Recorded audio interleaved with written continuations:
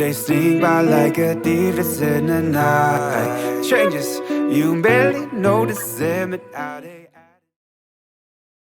Spanish, I see. What's up, all you professional hippies out there? Welcome back. This week, we have a special guest for you. Not special in some kind of the specials that we've had. This special is different than all the other specials. Joshua Kennedy is back on our show. If you didn't go back and watch one of the OG episodes, well, hey, that means we're growing. That's a good thing. Welcome back to Professional Hippies. Who we are is kind of a conglomerate of your imagination or projective of your previous experiences, and that's just being displayed right now. Don't let the voices talk too loud. We like to go somewhere between professionalism, that could be stock market, and hippie woo-woo, whatever that means to you. But regardless, hey, if you're not hearing voices yet and you intend to, this episode's brought to you by... You like that? I feel like that's a pretty good plug, right? TestKitPlus.com/professional hippies. That helps us. It does support the channel. So if you want to trust strangers, that's their motto, not ours. I don't think you should trust anybody. Go to that website. They'll keep you safe.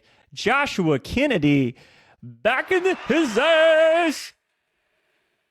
What's up, big dog? How are you doing? I'm doing very well. I guess I don't know. We could jump into overall doing super well. I had a very interesting experience about an hour and a half ago. I don't know if we want to get into that or not, but yes, overall life is very, very good right now.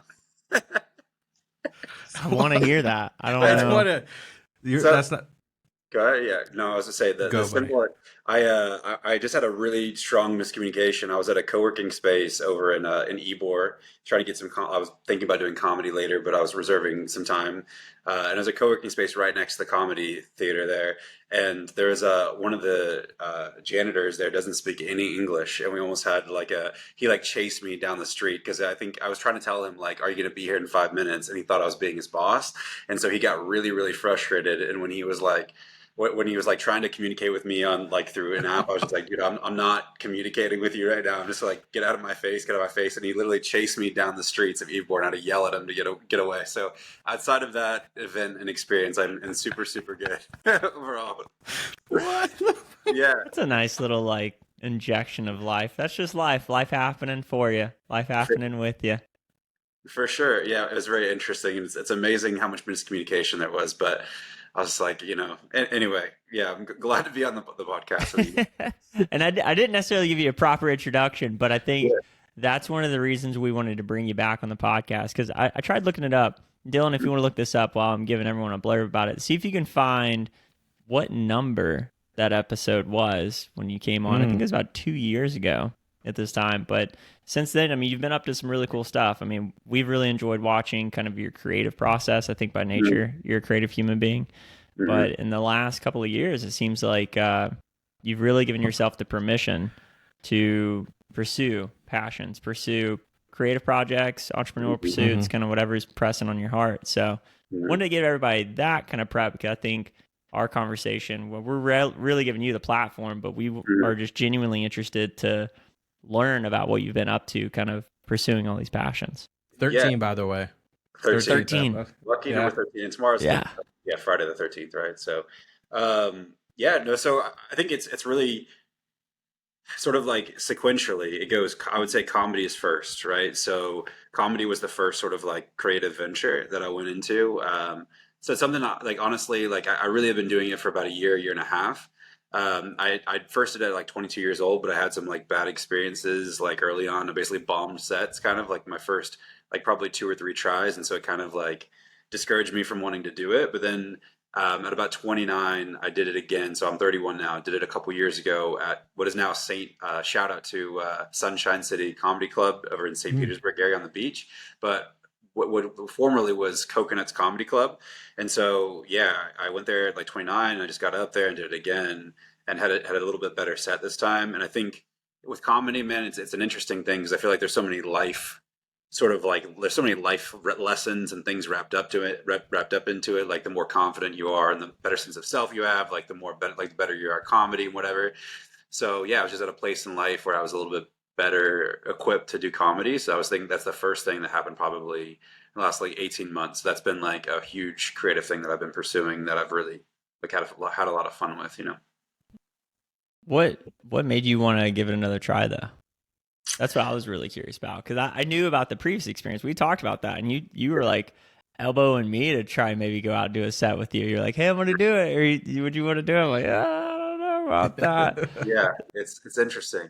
Yeah, I think what it is just like, and I was actually I was talking to my grandmother about this. Is like, I feel like it's less sometimes in my life personally, and probably you guys have a sense of this. It's less about like the actual thing itself and more about the journey of the thing, right? So it's like with the comedy thing, it's like more about like I'm just seeking things that are going to make me grow as a person, and also I enjoy it a lot too, right? So comedy was something is a little bit, it was a hurdle that I kind of had to get over, like having previous bad experiences, but then also like having like any level of self doubt.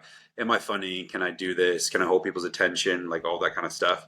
And so it's just in a place where, yeah, I was able to kind of get past that barrier. And then once you kind of commit to it, you just kind of, obviously you get a little bit more, um, you just get used to it. You'd adapt it, right? So in a much better place. But it's like even the comedy, it's a journey in itself, right? So it's like I'm sure 3 years I'll have a completely different perspective than I do now. But it's we can even talk about sort of like the details of that kind of stuff. But like, yeah, you learn so many lessons. Like comedy is a game or a life of its own, and then you kind of learn lessons along that journey too. So it's super interesting.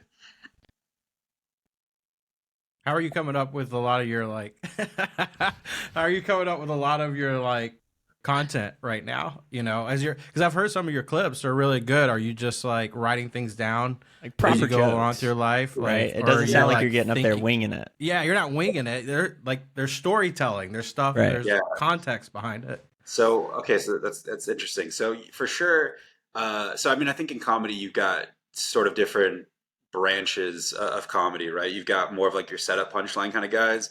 So like Mark Norman would be an example of like a setup punchline kind of guy, and then you have more of your storytellers, which maybe like a Nate Bargatze would be an example of something like that as more of a storyteller. And so I think I'm kind of more in that storytelling vein or branch, right? School of comedy. And so, and I grew up, or I graduated with like a creative writing degree in college, right? So it kind of makes sense or whatever. So yeah, I mean, usually, but I've kind of always, for like the last like 5 to 10 years, I've probably always had like these like little observations that I've made about just life or life experiences that I find some form of humor in, and then I'll just write it down on my phone and then try to develop it into a bit, right? So then, I could talk about individual bits, but a lot of things are just like, yeah, you just strike you in the moment, and then you like just write it down, and then later, like you say, okay, I'm going to sit down and explore actually what makes this funny, and then it's less so. For me, it's less about trying to get to a particular punchline or try to set up a particular joke. It's more about exploring like the funniness that's within this particular observation, and then just seeing how much material you can get out of that. Do you find that certain subjects have been funnier than others? Like something you thought that would be super funny, and you get up there and it's like maybe difficult to tell, and other stuff where you're like, I didn't think that would really land, but the audience responds? Yeah, so I think there's a couple of different answers to that, but one is yes, absolutely. Like you go up there, well, every night can be different, right? So like, but and it's amazing too. It's like how people are responding not only to the content, but they're responding to the context, right? They're responding to, oh, there's energy in the room already. Oh, there's like the comedian before was good. Oh, like I'm having a good time. It's the right time of night, like so. There's all these other like little variables that go into it, and so I would say it's like content is only a part of it, right? The rest is the context stuff, and the context stuff is like part of the interesting sort of sauce of doing the comedy, because you never, as a comedian, you never know what kind of context you're going to be working with, right? So you just kind of get up and go. And that's where I think as you start to get that experience, you start to be able to work with that a little bit, because you're able to like do more crowd work and like just be a little bit more like lively and just kind of be relaxed on stage, so you can kind of like build it up for yourself. But absolutely, yeah, there's things that you take up there that you like think will kill and don't do anything, and then vice versa. But so much of it is also like kind of what you walk into. So have you been on a pretty good routine? You've been doing it like weekly or like? Yeah, I've been probably averaging at least 3 times a week. Wow.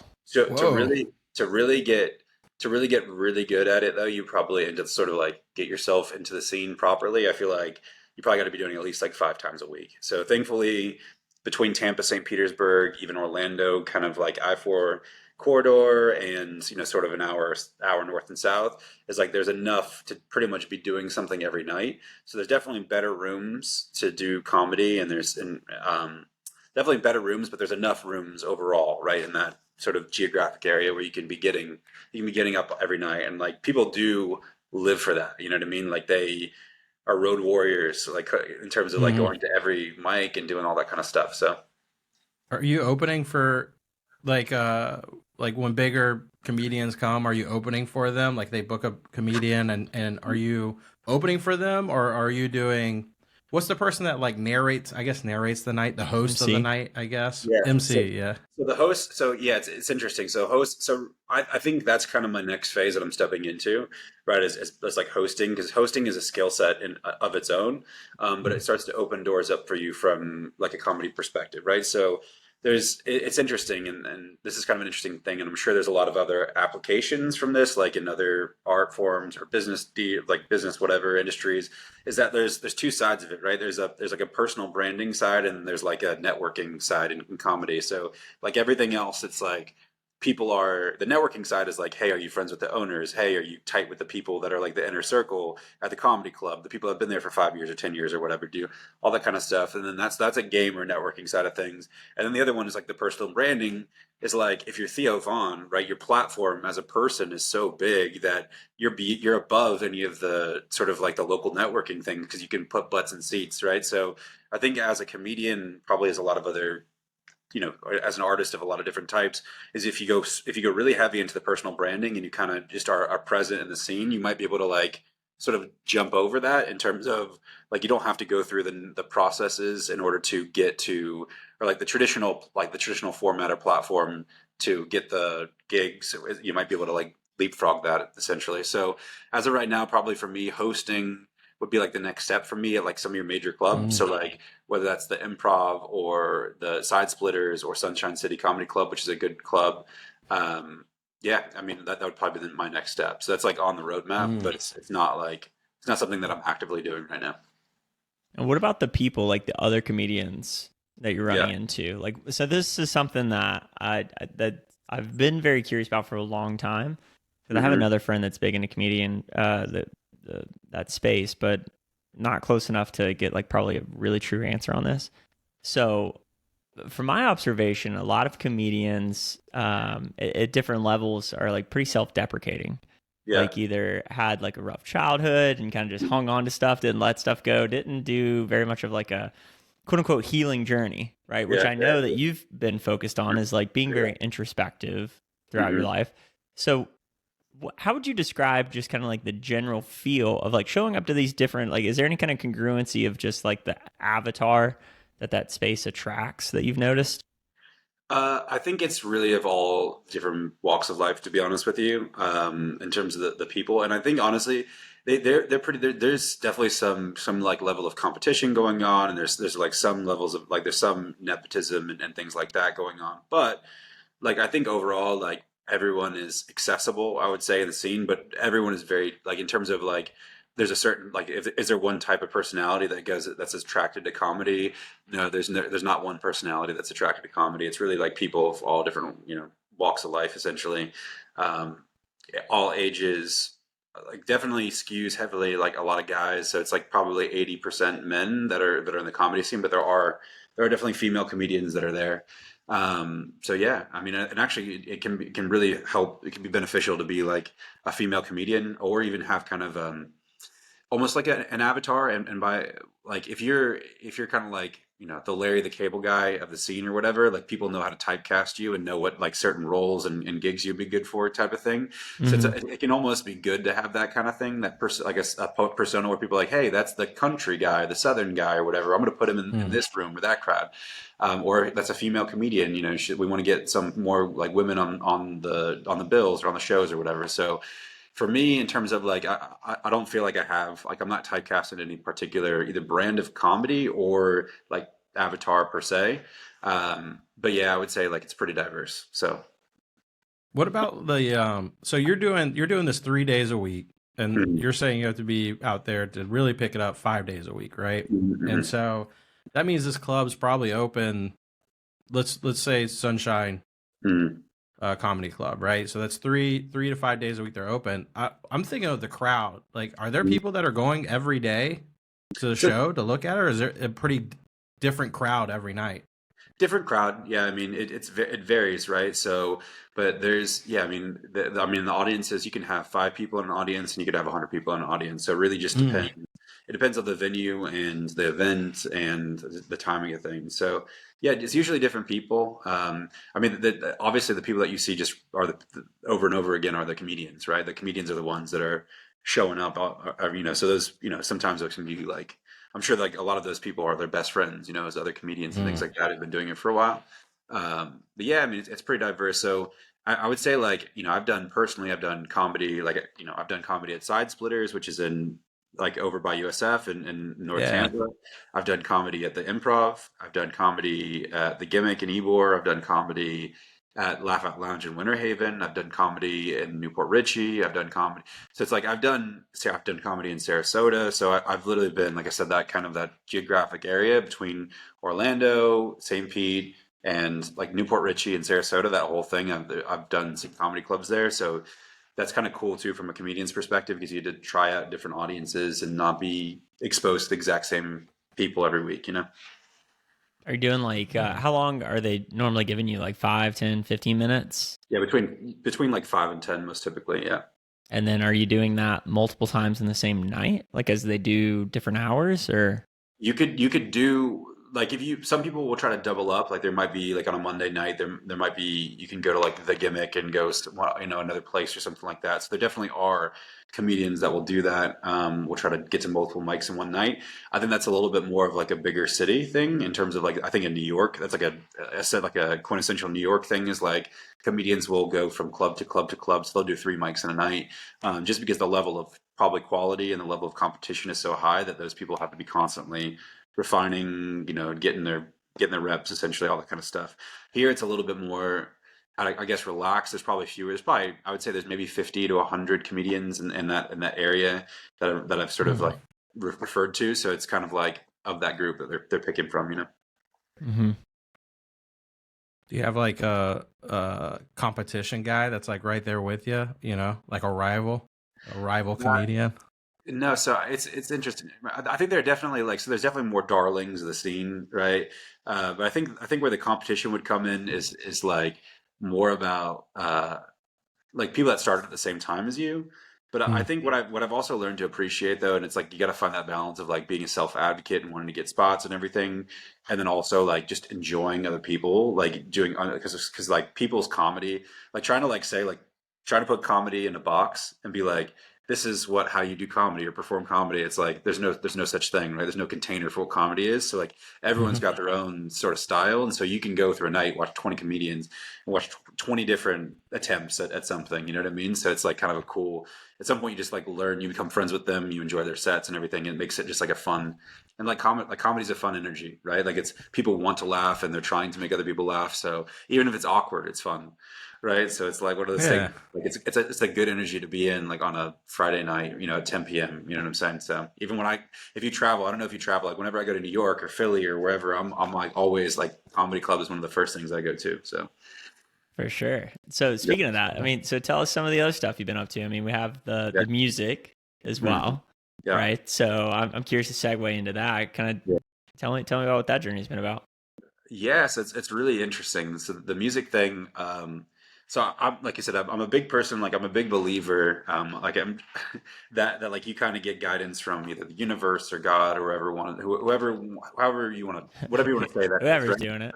Yeah, something's out there, right? So like I kind of felt like there was some like the direction for me to go into like the music thing. It's kind of something I was like, hey, well, not really something I had thought about before and whatever, but hey, I'm willing to give it a try. So I started doing it and practice writing, and for like the first 6 months to year. So I probably started at like 29. So about a year and a half or 2 years ago, I started, and yeah, it's really awful. The first like 6 months or 12 months, the music was terrible. and then yeah, I think just like kind of a switch clicked and something happened and the music started just sounding better. I found the right like producer, I found the right sort of style or whatever. And even I feel like, let's say if I started making music that I'd let people listen to in the past like 7 or 8 months, I'd say it's really the past like 3 months to 4 months that I've been making music that I'm sort of more proud of, right? And then I feel like that feels like me, you know what I mean? So that's like I sort of feel like I found my tone or my voice or whatever you want to call that in music. And yeah, that's kind of that's an exciting thing for me. So is it heading in like a direction, like a genre of music that appeals to you most, or are you still kind of in this experimenting with different sounds and tones and vibes? yeah, so it's definitely, so if you guys are hip hop fans, it's definitely sort of in like the Joey Badass, Marlon Craft sort of lane of music. Even like a guy named like Call Me Stevie Ray on the West Coast and stuff. Like, so it's like soulful sort of hip hop R&B. I think it's a lane that I can kind of get away with too, because I think trying to be like a mumble rapper at 31 isn't going to exactly. Is it exactly like a viable? It's not like a viable lane for me. So I think like I'm settling into something that's more R&B, soul, hip hop. So I can incorporate some more of my singing talent into, if there's ever, opportunities to like kind of do like rapping stuff. Which like I said, I think I'm veering a little bit more away from the rapping, more like talking and then kind of singing. So less. You don't have to get as many face tattoos. You can be more like gold chain style. Well, in all fairness, how long have you had the guitar tattooed on your arm? I probably 4 or 5 years. Yeah. So you've been at it for a bit. You've at least been dedicated to the brand, to the idea of music. Yeah, not of this music. Yeah, it's really been 2 years, and then like I said, it's been 18 months, and then like the last really like 3 to 4 months have been like actually like I play it and like people, like it's hard, and this is an interesting thing I think too for everyone is like hearing your own ear, your own sense of something. So like let's say comedy, like am I funny, right? Is like can I is my filter or my radar for like what is funny, is that actually funny? Or like is my sense of music, what sounds good, is it actually good, right, to other people? And thankfully, like I performed a couple songs last night in front of a crowd, and then I've had just people listen to it randomly and they're like, yeah, this sounds like it's on the radio, and so like that's a pretty high compliment, I think, of like some of the songs that I've been making recently. So, all written by myself, all no direction, and no, I'm providing the direction to the producer a lot of the time. So it's interesting, but yeah. Those two spaces are like literally the epitome of, you have to trust your own creation and what you're doing. Because I feel like there's probably points when you've gone to, let's say you went to 3 comedy clubs, you told the same joke at all 3. 2 of the times you get good laughs at it, but then the other one you get a bomb on it. Yeah. In your head, you're like, screw you guys, I know that's damn funny. Well, it's so interesting because like I think it's like broadcasting yourself to the world, right? And so it's a weird relationship with like people. Like Dave Chappelle is hilarious, right? But Dave Chappelle is also Dave Chappelle only, right? And like that's the thing, is like people respect, respond, and trust people who are authentic. So it's like it's like that thing. It's like you almost have to be. I feel like it's almost like being a leader, right? Like I'm leading in authenticity with the comedy, or I'm leading with authenticity in the music, and then people respond to that authenticity, if that makes sense. So like it doesn't necessarily have to be perfect technically or perfectly whatever, but if I'm okay with how it sounds and I'm okay with my delivery of it and all that kind of stuff, then I feel like people are a lot more inclined to respond to it in a positive way. It's just like something, even I heard of a Jack Harlow quote where he was saying something like, at some point I stopped rapping and just started talking. And it's like when you get to that as an artist, I think there's a level of comfort that you get to that, there's a level of comfort that you get to. And then it's just like, it comes through in the music or whatever you're creating. Yeah. What's been the scariest part about putting yourself out there like that? It's, I think it's more about like it's more of like an ego thing of like me feeling like I'm not talented, right? Like, so it's less about the rejection and more about like what would really like is like let's say that like being able to like there's a threshold of talent that I have to reach, right? Like that scares me, is like there's an idea that there's a ceiling that I have to reach, and like my innate like talent or whatever I can only go so far. Right. So like, let's say that I'm like a 7 out of 10 musician or a 6 out of 10 musician or whatever. It's like no amount of effort or work that I can put in will ever, break me through that threshold or whatever, that limitation. So like, I feel like so if I would do something over and over and over again that people don't respond to in a positive way, it starts to make me question like, hey, am I actually talented in this thing? You know what I mean? So like, that's the biggest fear, is like giving it 100%. and just falling short and like never being able to really like feeling like convicted that you're doing something that you're passionate about and should be pursuing, that's part of your purpose or whatever you want to call it, and then feeling like, ooh, I'm actually not, I don't actually measure up in this particular, you know, creative thing that I'm working on. So yeah, I'm wondering if like, because I remember you were doing marketing, right? And you were doing different things in that space. And I've seen some of your work and it's really, really good. But then you transition off of that, right? And I remember you talking to me about it, that was something, like you said, you were like, I don't want to hit a brick wall on that. I'm worried about doing that. And I don't know if you're still doing that, but I could definitely see you went through a transition to get away from that. And it was interesting to see you. I remember talking with you going like, you know, you were kind of going through what you were just saying, what you don't want to happen. It seemed like, I guess you were kind of going through the process of realizing like, I need to make a change in my life. This isn't really what I want to do. And you started doing that. And now you're doing what you want to do. You're a lot healthier now. You seem like you're having a lot better time. You seem, I'm always seeing a smile on your face, you know, now. Yeah, well, I think I mean, there's definitely multiple levels or multiple layers to that. But I think one of the biggest things is that when you're completely self-employed and an entrepreneur, so like you're really reliant on, so like it works that trust muscle a ton in terms of like finances and things like that and whatever. Because if you're paying people and you have outstanding, you know, if you have overhead and all this kind of stuff, and then you're on the hook for it, but then your clients aren't paying you and stuff. So like there was just a period of time where I went through where I was getting dragged through the self-employment thing where it's just like people were paying 2-3 months late, you know, like significant amounts of money. And so cash flow was just all messed up. And so when your cash flow is messed up, it's like that stability sort of structure in your life is like all not there. So it's really hard to create from a place of instability. I feel like when I had more stability in my life, that's when I was able to really blossom, for lack of a better word, and then the creative stuff, just because I had that stability taken care of. I didn't have to like my nervous system wasn't being pulled around from like a cash flow perspective, you know what I mean? So that's kind of it opened up your world a lot more to like, I have a base now I can have a little bit more confidence and I can take care of myself and be inspiration open up. I don't, you know, if you have like, I had a guy owe me, you know, like 12 grand, something like that. And it's just like, you know, if you don't, it's hard to like, if you don't know when money's coming, it's really hard to like budget and plan your life and do everything when your cash flow is just so inconsistent. So, I mean, that's a big thing is like, and that's why I guess I admire like people that can have bigger companies and like, you know, have tons of employees and tons of payroll and, you know, all that kind of stuff too, is because, yeah, I mean, you probably get a lot of that stuff. Like I've seen it in businesses myself, as where people will, you know, 10K, whatever, plus they'll like literally not pay, right? And then people are in a position of like, well, I still have payroll. You know, it's like my clients won't pay 10K and you know, I've still got employees and everything. So it's just like, it's interesting, man. So it's definitely, there's a level of, I don't know, it takes a certain type of person to be able to kind of be able to go through that stuff and still like maintain that like sense of stability, of thinking, of inner stability, you know?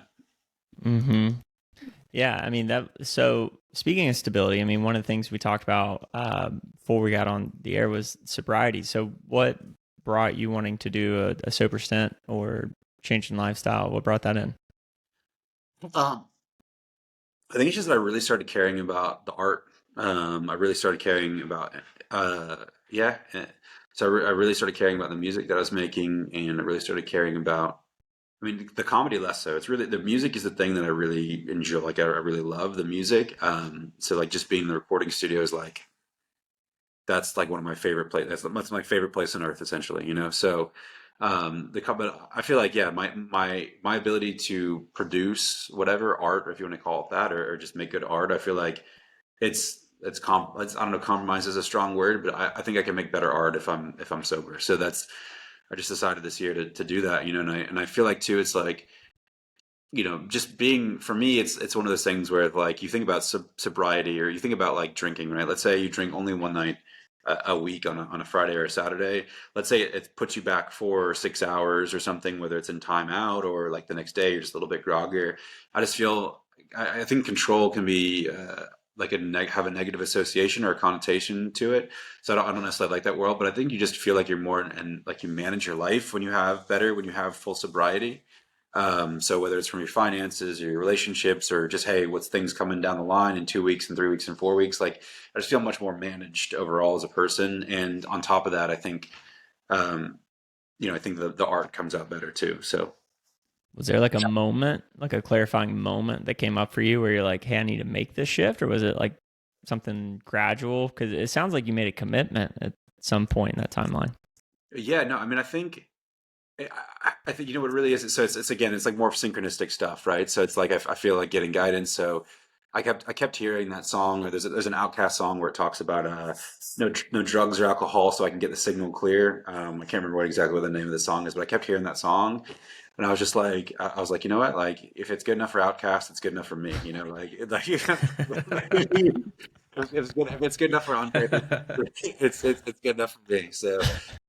Yeah, just like maybe there's something to this. It's like I'm being guided or kind of encouraged in some way to give up that kind of stuff so I can make better music. How long has it been now?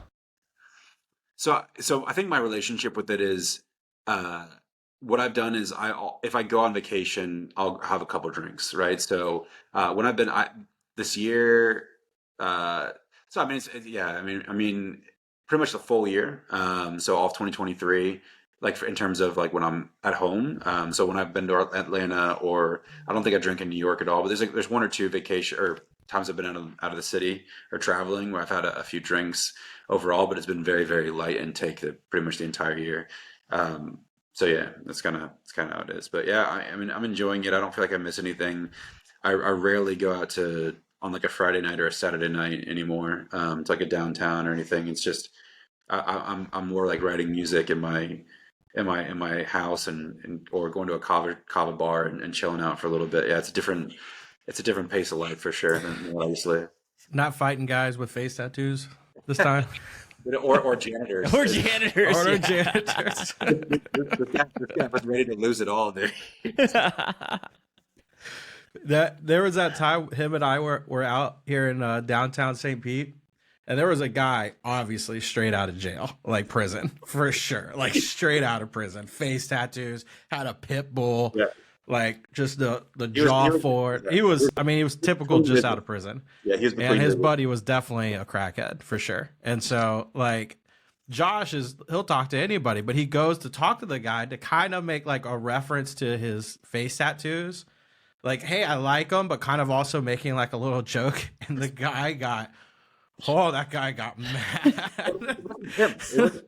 No, it was his buddy. That's right. It was his buddy. This tattoo guy was like kind of okay with it. And then the other taller, skinnier guy, the crackhead. The crackhead was like, I mean, he was about to swing on Josh, and Josh kind of was like taken aback, trying to process what was going on. And the other guy just started reacting to his buddy and was like, oh, he must have said something offensive. So now I'm also mad. And now the dog is somehow getting involved because the crackhead started everything. I saw it going down. I just caught to Josh. I was like, we're going to walk away from that one and go into Josh. And he was like, Josh goes, I just said something about his face tattoos. I was like, if you want to know what the problem was, that was You never mess with a man that's got a face tattoo, or a friend that has a friend that has face tattoos. I was gonna say, and it wasn't a face tattoo; it was several face tattoos. Several face tattoos for sure.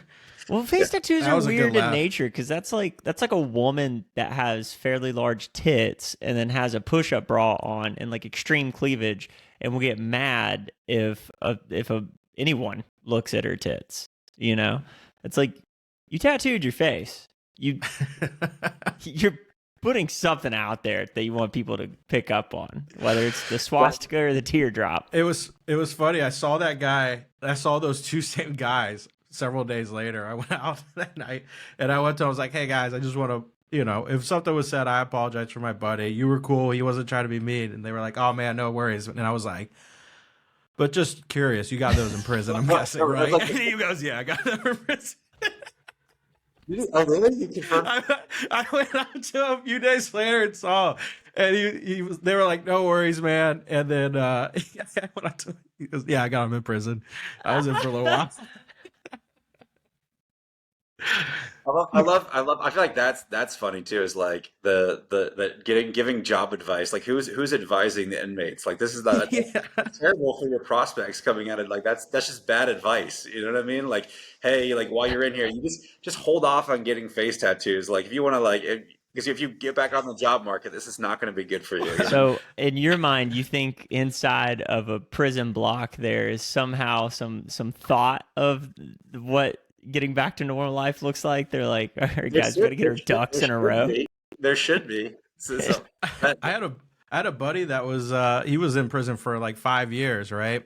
He ended up getting all tatted up, but I was pen paling him while he was in prison, and he ended up asking me like, "Hey man, can you send me the Flow Grown logo?" He was like, "Hey man, can you send me the Flow Grow logo?" And I was like, "Why? Like, please tell me before I send that." And he was like, "Oh, I'm gonna get it tatted on." And I was like, "I'm gonna be a good friend, and I'm not gonna say any of that." There's a lot of other ideas we could come up with if you're wondering, besides a prison Flow Grown tat. But it can be pretty impressive how like great some prison tattoos come out. Yeah, I mean a lot, not so much. But Kel's got a couple prison tattoos that look really good. You know. And how they make them too is pretty crazy in prison, putting the pieces together, and they usually allow them to have it. The guards, they're like, yeah, they're not. The tattoo artists usually aren't going after anybody with a needle. It is wild how they put them together. Josh, do you have any tattoos you regret? So, yeah, I mean a couple. I've got some like chakra tattoos here that are a little bit lame. I feel like, but nothing too terrible. Nothing. I feel like chakra pieces. That's a good period piece. That's a good time piece. The period piece is exactly. You know, it's a different mentality for sure. But yeah. So, but that's the only one. But again, it can be a talking point. And most people, honestly, whenever they see them, they think they're like for like some sort of rehab or recovery anyway, because it kind of looks like the Friends of Bill logo or a symbol or something like that, which is like it's like a recovery. Like there's a recovery logo. I think it's like Friends of Bill, they say, with either like sobriety. I don't know if it's just alcohol sobriety or whatever. So sometimes I get that. So yeah, it's more just like a conversation piece than anything nowadays. Not that many people know about the chakras. It feels like so, unless like I could see that. I guess yeah. Just if you're in certain places, maybe Burning Man might be one of those places that they'd be able to pick up on it pretty quickly. But other than that. So this year I was super disappointed when we went. Dylan, do you remember the first year there was the branding spot? Mm-hmm. We saw that in the book, get branded. Yeah. And so we had all these notions that they were going to heat up a brand and stick it on you. And I made it a point. We went very far of our way to track this down. By very far, not really, conveniently popped up. And I was like, oh yeah. I mean, snap decision. I was like, I would love to have that brand on my body. And they don't offer it. It was just ink. We'll draw it on you. Just a little stamp. This long. You know. But speaking of a period piece, a Burning Man something, I'd be down to do. You know, that'd be a good like. Oh, that was a bad decision. Burning Man face tattoo. There you go. Our camp's gonna have Josh doing stand-up comedy for people. Oh my God, what a beautiful gift that would be. It would be. I would do it. The only thing is I would be like I'd be interested to know what kind of crowd, because I've tried comedy in more like liberal progressive cities, and it's difficult to do comedy then. It's gonna be a crowd you've never had before. That's what type of crowd it is. Yeah. And the beautiful part is it will like you could put a sign and say like live comedy whenever. At one time it could be 2 people, and then another time it could be like 30.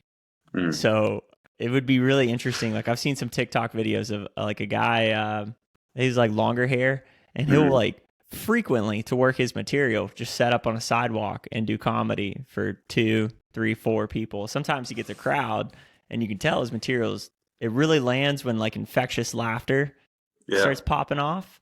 And then when you're watching him do it with 2, 3 people, you can tell it's funny, but something's like holding them back from laughing like the way they want to laugh or the way they would laugh in a crowd. It's kind of a weird dynamic. Yeah, it's interesting.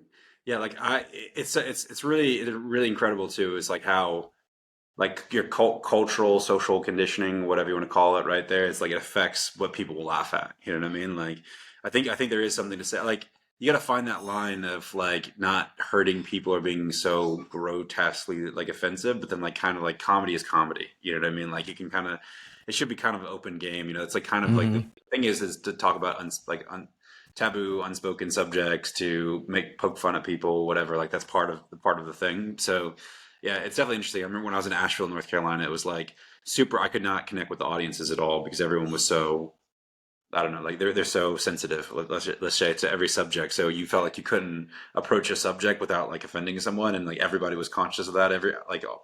Community wise, you know what I'm saying? So like, did people didn't want to laugh, and it was tough. So Tampa St. Pete is a much better area to do to have some like open road for comedy versus some of the places I've lived in. So were any comedians successful at that? Like having to tiptoe around everyone's feelings there? I think you gotta kind of pander. You gotta be kind of like a local comic there. You know what I mean? Like you kind of gotta pander to the crowd a little bit and whatever. Like if you do trans jokes in Asheville, North Carolina, like regardless of how funny they are, like people are not gonna laugh at you. You know what I mean? Like that should be one of your. If you're a comedian, you have to talk about that. Like what do you make jokes about? Like, man, those carabiners. I wish they would identify something that works. You know, like what do you joke about in Asheville if you can't like go for the throat? Yeah, it was all over the board, man. I can't even like honestly. I could like. I mean, I remember there are people like a lot of like hospitality stuff because there's a lot of like it's a big hospitality scene there. So like everyone's a server or a bartender or something. So there was a lot of like hospitality kind of thing, which is okay. That's fine.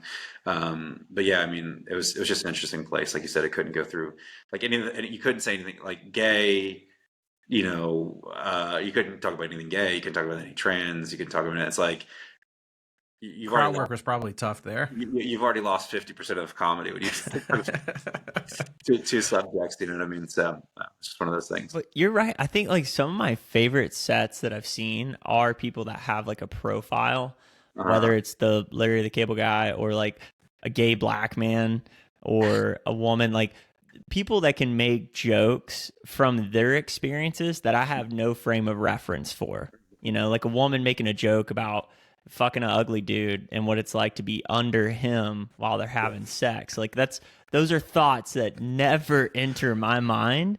So like one, you don't know where it's going to go. Like you don't have an ability. Like you don't know what love is until. Right. Or like I was with a friend at a comedy club and he you know, he had some sexual experiences that I didn't. And the comedian was like really going in on that. And I felt myself getting uncomfortable.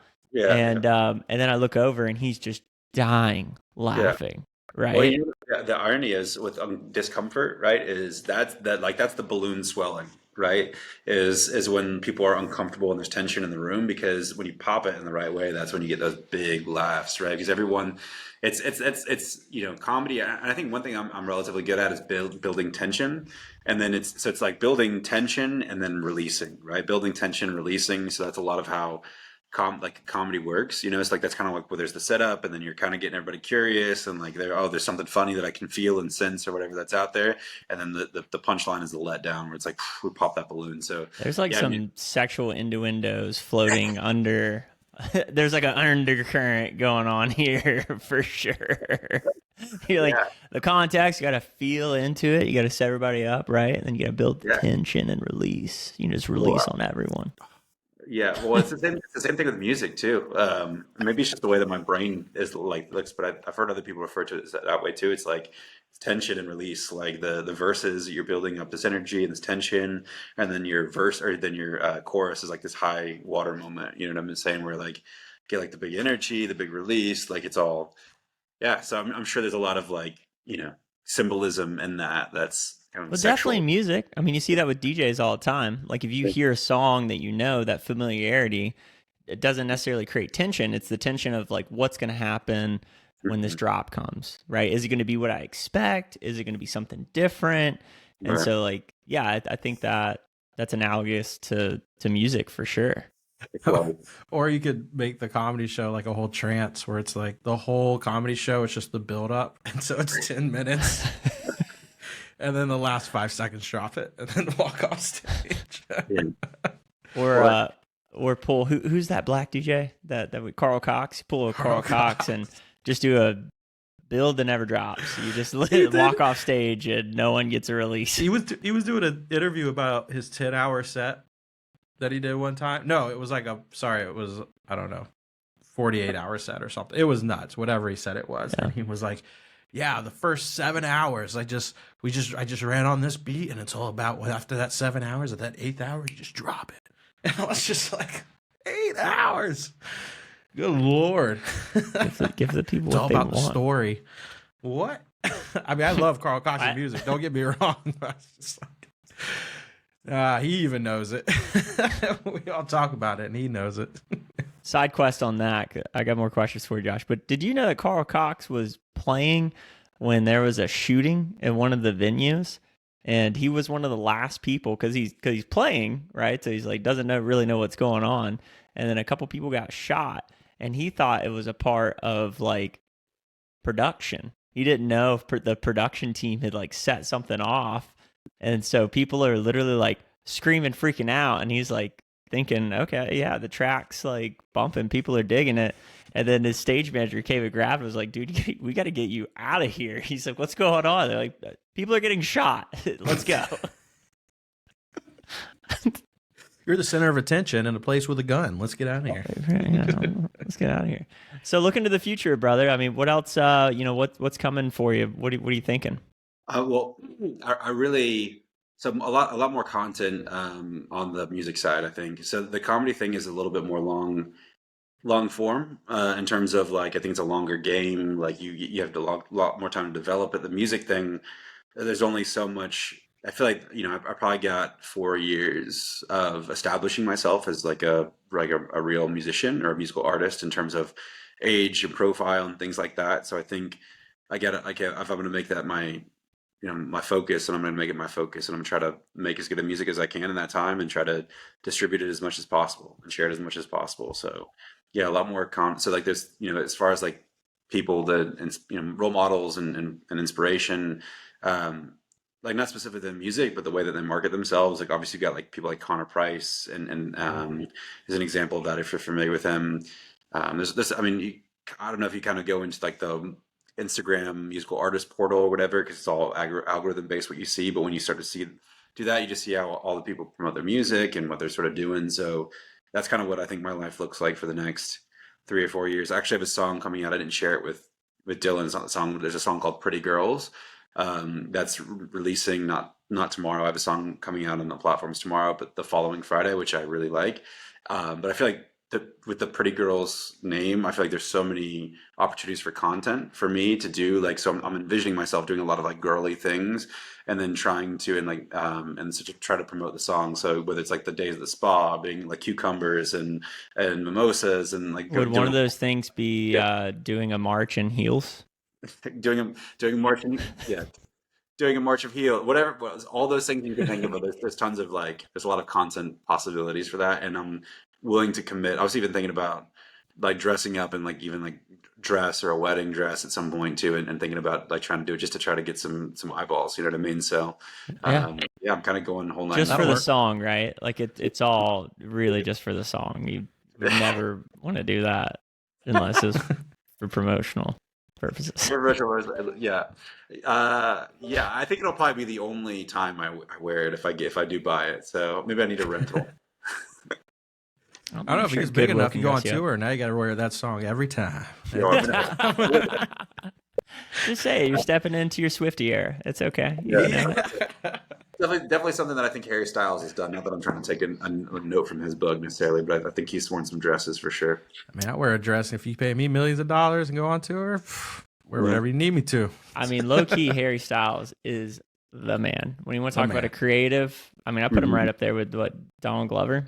The guy is just kind of like transcended. He just decided, I want to do this art form. I want to do this role or whatever. And he's just done whatever he wants to do. Yeah, he's pretty good. He's kind of like I think he's the Bowie of our generation. That kind of reminds me of from like He reminds me of Bowie a little bit. Helps that they're British and like pop music and are a little bit effeminate and all that kind of stuff. But yeah, But how wild was it, like in the golden ages of like beginning rock, that they? I remember listening to an interview from a front man in one of those major bands, and one of the questions was like, why'd you guys dress up in women's clothes? Like, what spurred that? And he goes, at a certain point, we had all the money in the world, we had all the women in the world, and we kind of realized that like the social constructs really are someone else's idea, and it seemed like a funny idea, so we just did it. And then we realized everyone else is just kind of too scared to do whatever they want to do whenever they want to do, so it just kind of stuck. It was like another way of like, they're doing this performing art, but the people are getting lost in the music, and so it was just another kind of like transcendent idea of like, you can be whoever you want to be, you can do whatever you want to do. Like, we're living proof of it. The money, I'm sure, helped, the fame inspiring that looseness of ego, but so it's yeah, and even I think trying to get down to the bottom, because like I know personally that I've got like a pretty like I guess like if I take a personality test or a like there's like various personality tests, whatever. I'm like I have a maverick personality, right? So it's like a natural risk taker, things like that. So if you think about the comedy and the music, it's like it kind of plays, or it kind of makes sense. So like the fact that I'm willing to entertain and I don't really feel like that nervous about it or that off about it, it's like about dressing up in a wedding dress to promote a music video is like, I think it suits my personality in some ways, but then trying to get to the bottom of like why I would be willing to do that, right? Or what the intention is behind it. And at this point, man, it's like I really would like to grow my platform and share my music more, like have more people hear my music. So, I think like fame in and of itself, or like that adoration or whatever, it's nice to have some of that, or people respect you. But I feel like I've always wanted to be like, I'm the type of guy, I don't really want to take my shirt off in a music video, if that makes sense, right? Like, I'm not trying to like draw that type of energy. I'm not trying to be like, oh, he's cute or he looks this way, like whatever. So I'm like kind of tuning. I'd rather distance myself from.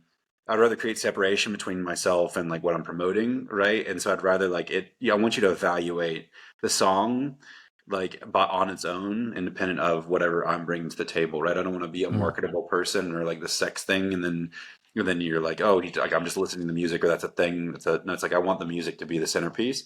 So as much as I can make the music the centerpiece and help people and get people to share that with other people, you know what I mean? So that's kind of like, that's where I'm at as far as like the motivation. You want to have sex with people's ears, not their holes. No, those are still holes. Yeah. You just want to penetrate people in a different way. Yes. To come back to our comedy tension and relief. Yeah, dude. I get it. I'm here for it, and we'll be the first to promote it. Why do you think people like music? What is it about? Because I mean, this is something we've been doing forever, banging on drums. What? Yeah. So I think there's different types of music, right? So like I think different types of music appeal to people in different ways. So like I think my music specifically, and maybe Dylan will be able to have an opinion on this. You'll be able to have an opinion if you listen to it. Is I think that my music has like soul in it, and so I feel like my music. So I think the energy that like my music communicates or brings is like warmth, relaxation, chill, things like that. But obviously, there's various types of music, right? So I think one would be just being very present, would be like enjoying something. There's probably got to be a dopamine sort of kind of thing with music too, in terms of and taking something pleasurable. So it's pleasant. But then, I mean, I think. I think probably presence, and then there's like that harmony and that things that go into it, right? That's just like that pleasant sensation, or the pleasant quality of music. That's probably like very like pleasurable dopamine type of stuff, I would imagine. But yeah, man, I think a lot of like activities that make you present, right, or kind of get you in that flow state, right? Those are all usually pretty pleasurable things. So. What do you guys think? What do you think? I mean, I think you should make like, I think you're evolving to eventually making the soap opera music like R. Kelly did. I think that's where. That's the beautiful part about Humans, because that's not what I took away from that at all. But I love that. That's what was running through my head. Yeah, I was like, this is where he's going to evolve to. Closet, like 14 chapters of Trapped in My Closet. Is that what you're referring to? I mean, it's just no music for me is a weird one because it seems like that as long as humans have been around, beats have been something that like kind of transgress language barriers, right? And it's a different form of communication. Telling me I should have sung to the janitor today? Is that what you're saying? No, I think it's going to be 13 chapters of The Laughing Stage. Well, people ask me all the time. They said, "Do you want to combine the comedy and the art in some, or the music in some way?" And I'm like, "No, I really don't have any desire to combine the two things." You know, I feel like I want to have them completely separate ventures. That's too much work. That's too much work. Go on stage and you have to do like music in your act with the comedy. And then you become Weird Al. You become a gimmick. Yeah. Because you're trying to combine things that are meant to be. It's like I can't stand on my own. You know, like like Jeff. Like, I hate to say Jeff Dunham. Like Jeff Dunham's got his thing, right? He's probably almost a billionaire, multi-millionaire, very successful, obviously great career. But again, like, is Jeff Dunham an essentially stand-up comedian? Like, quite questionable, right? Like, if he wasn't doing his ventriloquist thing, that's his way of doing it. But it's like but like, how long is that going to last? He's on top of the world right now, but it's like Carrot Top, right? Like Carrot Top was huge back in the day. And he still has I think he still has a place in Vegas where he still performs, and he's still a top guy, but he's not as big. Like, how long does that last? You know. But again, like, what big is relative? Like, who gives a fuck? That's true. Right? Yeah. So it's like, what are you optimizing for?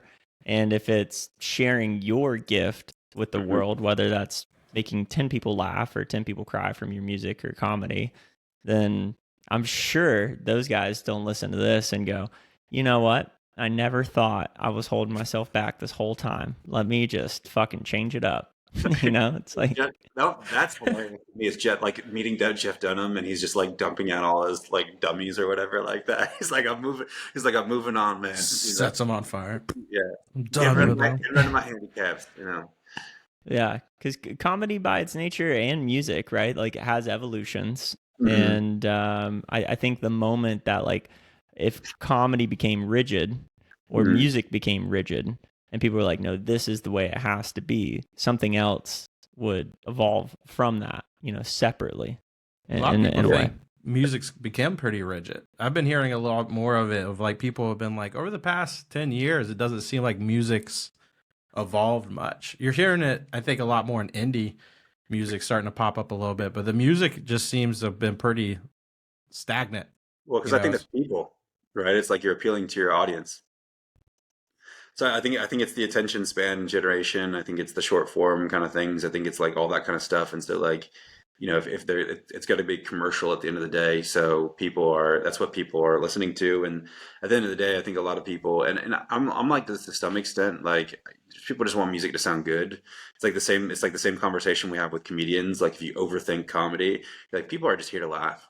You know what I mean? Like that, like, at the end of the day, like, we're just trying to get a laugh out of someone and have a good time. Music, they're just trying to, like, hear something and have a good time. Right. So, or it's one of those things where, like, there's a great simplicity to it. Right. And then, like, so I think if you're not going to become an amazing band by appealing to everyone, but at the same time, like, there is, like, that's completely okay to just, like, make a song that someone enjoys. You know what I mean? It doesn't have to be the best song ever. Like, again, I think it comes back to what Colton was saying, is like, what's your goal here? What are we trying to do? What are we trying to do? Like Oliver Tree, right? He just put out what he thought was good. He was like, I don't give a shit what anyone thinks. I'm just going to put it out, and it just blew up. Yeah, absolutely. Cool. And that's such a weird thing too, is like, again, and we talked about that a little bit earlier, is like, as an artist, is like trying to evaluate whether your music is any good or know whether your music is any good or whatever. And then, like, having that's like, it's an impossible thing to do, right? Really. So, like, you just kind of, again, it comes back to that trust thing. So it's like with Oliver Tree, he's just like, yep, this is like what I got to show to the world and give to the world, and I'm just going to do it, you know? And so, yeah, I think I've kind of gotten to that. Obviously I'm not Oliver Tree, but I've kind of gotten to that point of, I was watching some of his videos, or I was watching some Oliver Tree stuff yesterday, some conversations, podcast. But yeah, I feel like I've gotten to a level of comfort where it's like, I've faced enough rejection, I've faced enough whatever to be like, you know, this is what I have to contribute. And so, kind of, not take it or leave it, but this is what I got, you know? I've seen you face more rejection in 5 bars in one night than anyone else I've ever seen in my entire life, and be not phased a bit. Move through it like water. Just move through it like water, baby. Be pretty good. He's like, I'm just practicing reps, baby. That's all I'm doing. Yeah, you don't know, but you're my setup for the next stage in life. Well, yeah, man. So kind of bringing it back here. So anything else you'd leave us with, or kind of pressing things for you right now? Yeah, no, not from. I mean, obviously, the kind of the work stuff is I'm like still heavy into digital marketing, so still doing that from just like that's my work. But yeah, I mean, I think what I would like to do in terms of if anyone wants to give me an opinion or listen to any of the music that's listening, I'm just Joshua Kennedy on Spotify. I don't know if that can be shared in the notes or anything, but also down to connect with other. Just to connect with other creatives, and especially people who have built like personal brands and stuff like that online and have like a good formula for doing short form content and all that kind of stuff. Like I'm interested in connecting with those people, and that's kind of like the next step for me, I think, as an artist is really trying to build that personal brand from a music perspective, really particularly. So, Dylan, you want to head us out with the billboard? Yeah, sure thing. And also too, once your new song comes out, we'll make sure to share it on our socials as well, so everyone can see it. Man, I appreciate you coming on today, buddy. It was good catching up. We got one more question for you that we've started asking all of our guests. If there was what's a question you wish that more people asked you? That's a good question. Not that question specifically, actually. Give me about 15 seconds. Here we go. That didn't smell good. Like I probably something like when was the last time that you felt most connected, or something like that? Like, because I feel like that's one of the things that I really like. When I look back at the happiest times in my life or value, is like when I was most connected with friends, groups of people, had a lot of active social life, all that kind of stuff. So I think that's it's a good question for anyone, and I think anyone can answer that in their own way. Is, hey man, when was the last time you felt like super connected? When was the last time you felt super connected? I think probably most recently is when I'm in when I'm in the studio with my producer. Is that we get it pretty good because we're just like, we're thinking about the music. We're thinking about how can we improve this, what we should do to layer onto it or add different things. So that, and then, man, I think some of the best times I've ever had is when I was about 5-6 years ago when I was living in St. Pete. I was actually living with a group of guys. We were just sharing a house together, and man, we just had so much traffic through that house in terms of watching Super Bowls and whatever. And I just didn't care as much about life. I had fewer responsibilities. There wasn't massive inflation, all that kind of stuff. So it was just like a much simpler time. So I was like really amazing during that time, just having a community of people and feeling very relaxed about life. I feel like so. I think there's a difference for a lot of people between a 25-year-old mindset and a 31-year-old mindset in terms of like the level of responsibility that you have to take on. You know what I mean? So it's a different type of thing. Definitely. Well, if you're looking to get connected with Joshua, he's out there on the interwebs. He said it's not just Joshua Kennedy. It is just Joshua Kennedy. Yeah, so it's interesting that you say that. So I might have to change my name based on conversation, because originally there was a time that I was thinking about just doing just Josh as my name, and then you just brought it up again. So I might have to make that. There might be something in that. So that's something I'd considered before. Synchronicities are out there. So Joshua Kennedy on Instagram, or check the show notes. Hey, if you dig this, we dig you. Feel free to leave us a review. That helps us in the algorithm stay in touch with you, or subscribe wherever you're watching us, wherever you're listening to us. Please don't watch me in my own home. That's the only request. Till next week, folks, we love you. Peace.